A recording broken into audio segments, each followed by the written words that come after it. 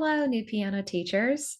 This video is about how to work through a brand new piece, the steps and procedures that you can take to make that go very smoothly and also simplify for a student in order to learn a brand new piece of music. I'm going to share my screen to show a few notes here.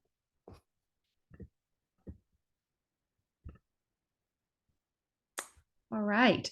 So this is something when you're first working on a brand new piece, you're first introducing it. I think it's important that you start with the title. You need to start with the name of it so the student will be able to remember that name of the piece. And then you can talk about how it describes the music. So, for example, I've got the Faber Piano Adventures, the Red Book. One, the lesson book, and lots of great titles in this book. I just opened up to one of the first ones, Sailing in the Sun. So, for example, you could say to the student, this is going to be our new piece for today, Sailing in the Sun. What do you think this is going to sound like? What do you think this piece is even going to be about? So, sailing, that's going to be on a boat. And so it's going to be moving through the water. Do you think the water is going to be smooth? Do you think it's going to be choppy, maybe waves? If it's sunny, it's probably not a storm. It's probably pretty pleasant weather. So it's probably going to be like a smoother sound. So that's how you can help the student connect the title to what the piece is probably going to sound like. And I think it also just makes it a little more fun to connect a little bit more, having that concrete title, and then through their music. Also, kids, younger kids especially, reading through the lyrics can really help.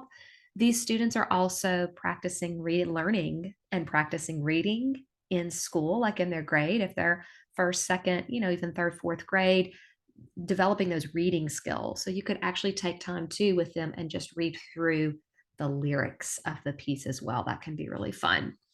So be sure to start with read over the title.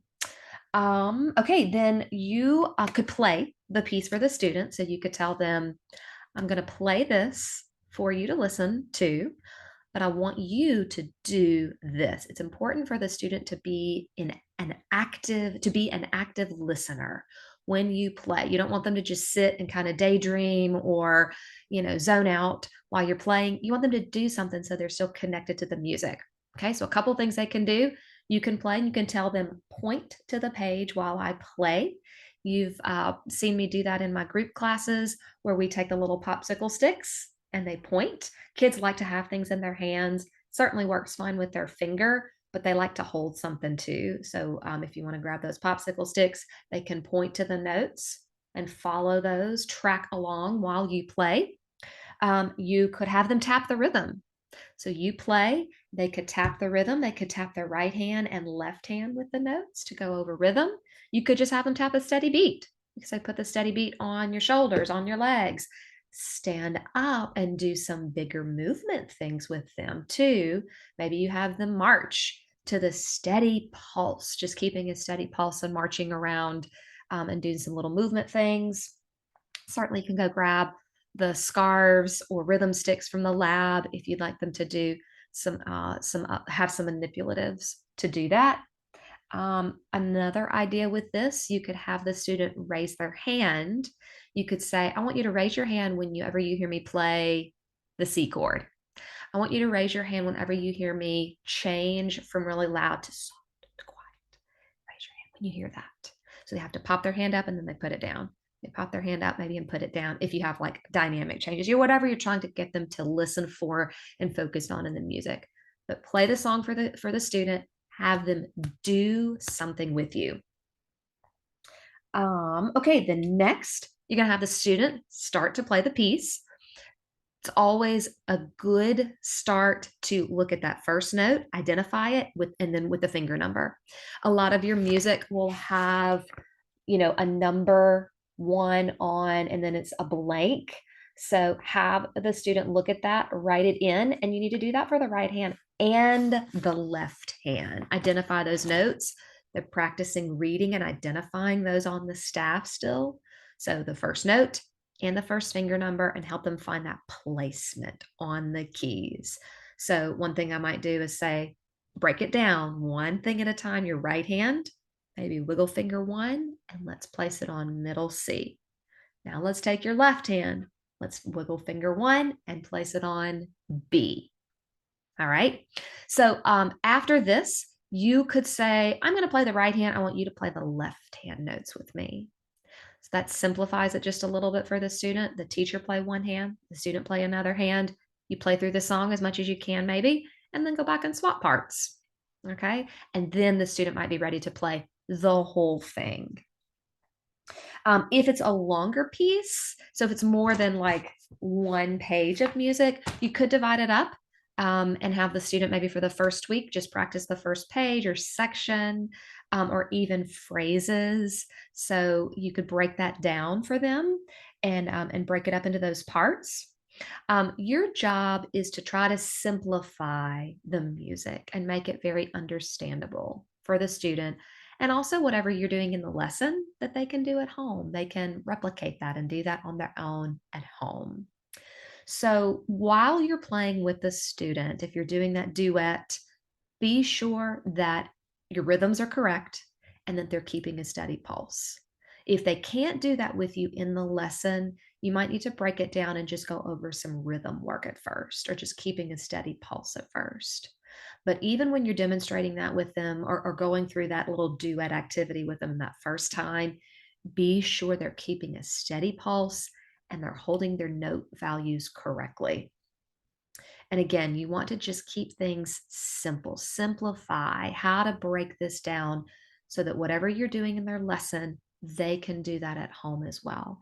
So you want to write their practice steps down in their assignment journal. So you might write sailing in the sun, practice the whole piece this week, hands together. Your right hand starts on C, left hand starts on B, a few little notes so that they'll have those practice steps in their journal, or if it's something else specific that you've asked them to do.